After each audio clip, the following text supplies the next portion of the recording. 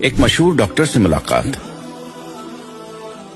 मैंने पूछा कि अच्छी सेहत का राज क्या है। कहने लगे बस बीमार ना पड़ो। मैंने कहा कि ये तो हमारे बस में नहीं है। हंसते हुए कहने लगे बिल्कुल है। मैंने कहा आप बताइए, मैं बिल्कुल अमल करूंगा। वो मेरे करीब आकर आहिस्ता से कहने लगे कि मुंह में कभी भी कोई चीज बिस्मिल्लाह के बगैर न डालना, चाहे पानी का कतरा हो या चने का दाना। मैं खामोश हो गया।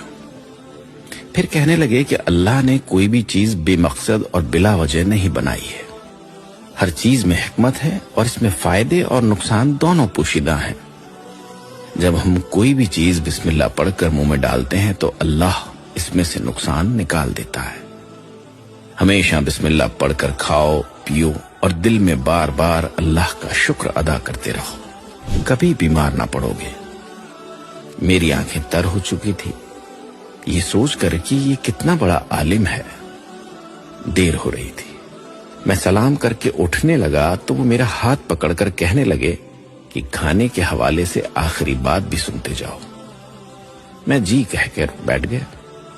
कहने लगे अगर किसी के साथ बैठकर खाना खा रहे हो तो कभी भूल कर भी पहल ना किया करो। चाहे कितनी भी भूख लगी हो, पहले सामने वाले की प्लेट में डालो।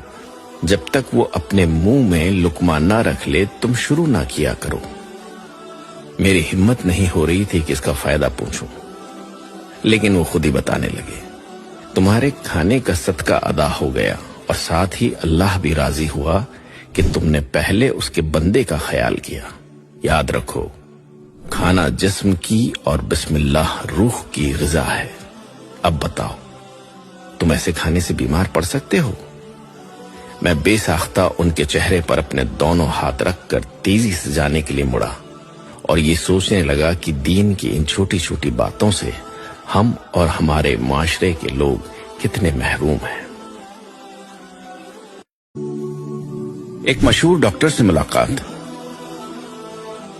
मैंने पूछा कि अच्छी सेहत का राज क्या है। कहने लगे बस बीमार ना पड़ो। मैंने कहा कि ये तो हमारे बस में नहीं है। हंसते हुए कहने लगे बिल्कुल है। मैंने कहा आप बताइए, मैं बिल्कुल अमल करूंगा। वो मेरे करीब आकर आहिस्ता से कहने लगे कि मुंह में कभी भी कोई चीज बिस्मिल्लाह के बगैर न डालना, चाहे पानी का कतरा हो या चने का दाना। मैं खामोश हो गया। फिर कहने लगे कि अल्लाह ने कोई भी चीज बेमकसद